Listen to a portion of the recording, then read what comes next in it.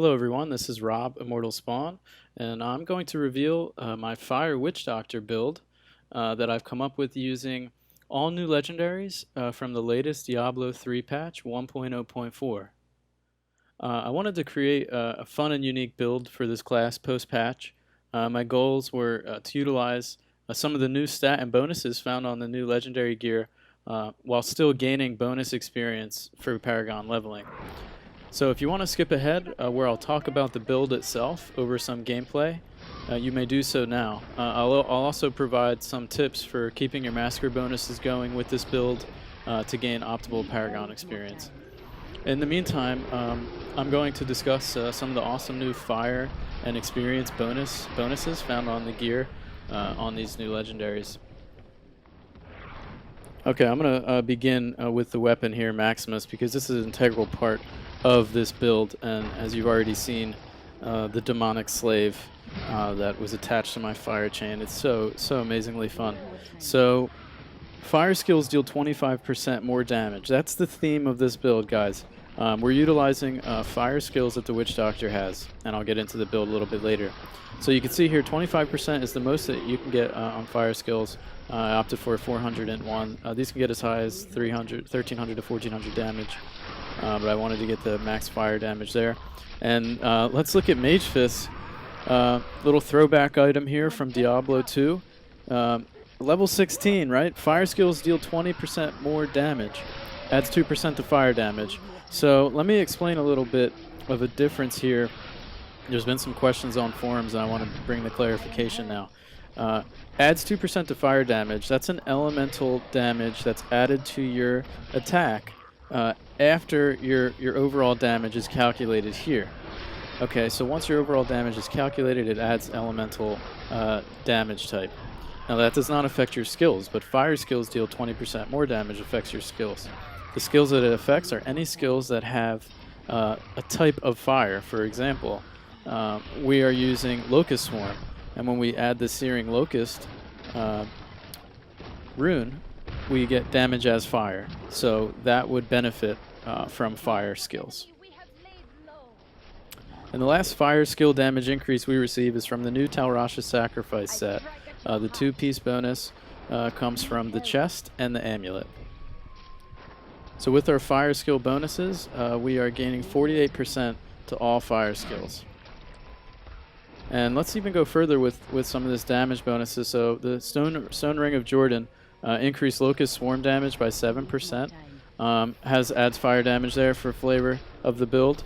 And increased damage to elites, another 20 there. That's the minimum on the Stone of Jordan. They can go up to 30. And looking at Skullgrasp, increase Locust Swarm damage by 10.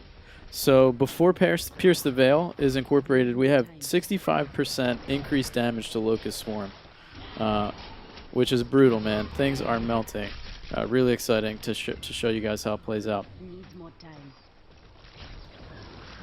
Another key point that I'll share for gearing out, legendaries are unique equipped. You can only have one. But if you wanted to use 2 Stone Ring of Jordans or 2 Skullgrasp, you could use a Legacy version and a 1.0.4 version, and they won't conflict with each other. I just wanted to add that in case you ever considered it.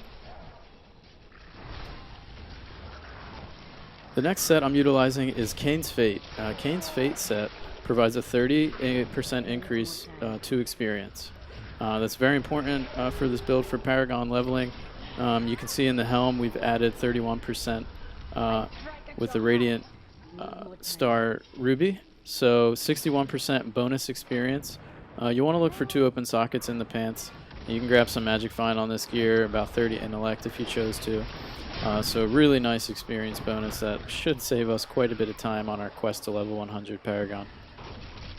A Leoric Signet would be nice to incorporate into the build for an additional 20 to 30%. That's a ring.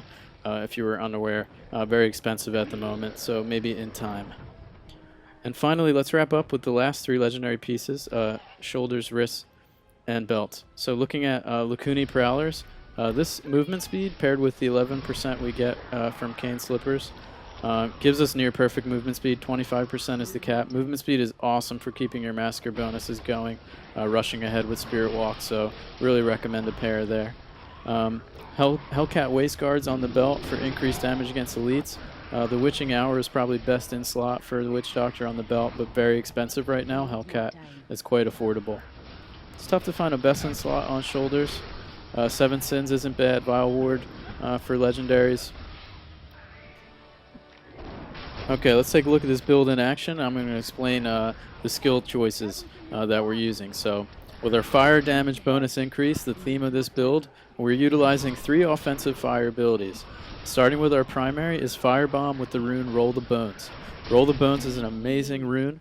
It allows the skull to bounce 2 more times. The bounces are area of effect. So, Flash Fire, for example, bounces to 6 targets, decreasing in damage each time, not area of effect.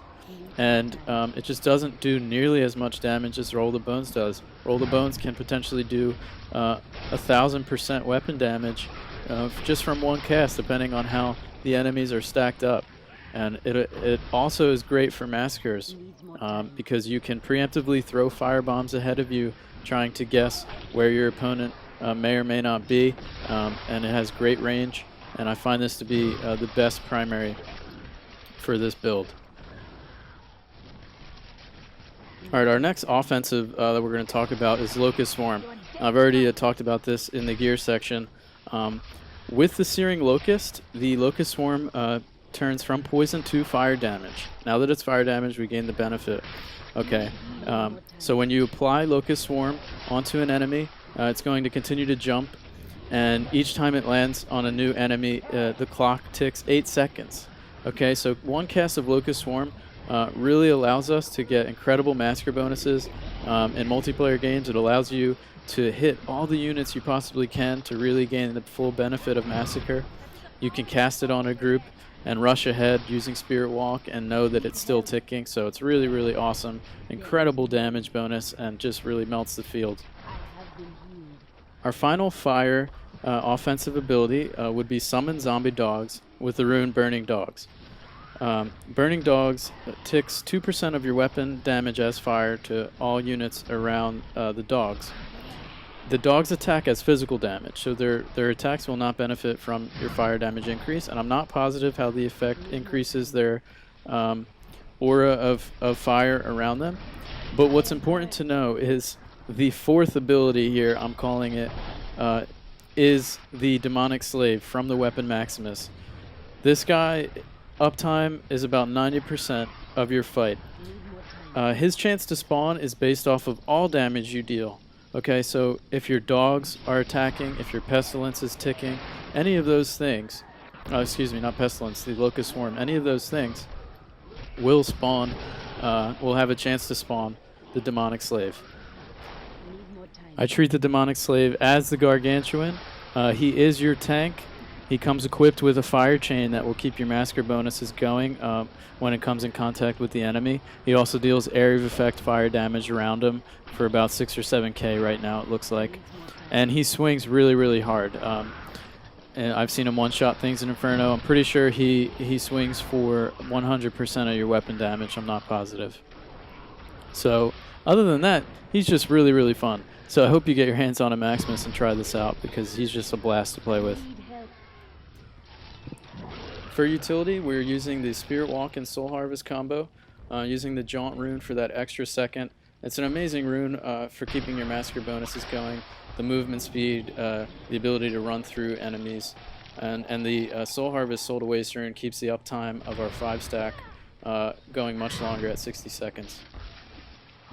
And the final ability is Grasp of the Dead with the Death is Life. So not only is it great to place Grasp of the Dead on a slow or a mobile unit to keep your massacre going, the chance for health globes are going to drop, and we use Gruesome Feast for the intellect bonus on our passive board.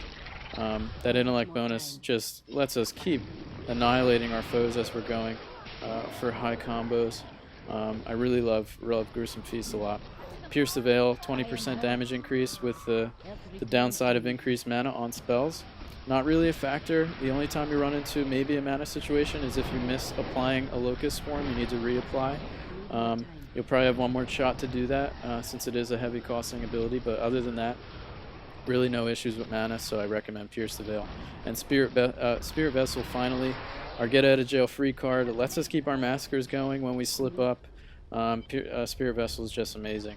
So that's the skills, guys, and I'm going to discuss a few tips as you continue to watch.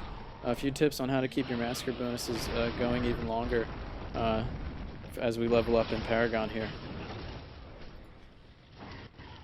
Although this clip isn't a huge massacre bonus, it does feature some good techniques that should come in handy as you're playing. So I found myself stuck in this room, and I'm watching the cooldown of Spirit Walk as I continue to damage these guys. I'm going to apply some damage over time effects, and I'm going to head to the next room by looking at the mini-map. I know I have a few seconds, and I need to start shooting fireballs, hoping to catch some. Unfortunately, there are units in here, so my massacre is going to continue. Applying more damage over time effects, whether it be from Grasp. And unfortunately, I struck Spirit Vessel there, so don't be discouraged. Just keep on going. You know, even after you die, you do get the Massacre bonus. It's good to put Grasp of the Dead on units that are immobile or very slow, like a Hellbringer, you know, or a Giant Tremor. Duck away in rooms if you need to, like this, if you need to get your cooldowns back up. Quillbeast can be annoying for me, so I ducked into that room. If you'd like to take a closer look at the build, my Armory link is in the description. By no means is this the best Witch Doctor build out there, but it's definitely a fun twist utilizing the new legendaries that have come into play. I've been able to crit for over 200k, as you may have noticed in this video, with firebombs. So definitely a powerful build while utilizing the bonus experience as well. So thank you all for watching, and good luck with your Paragon grind.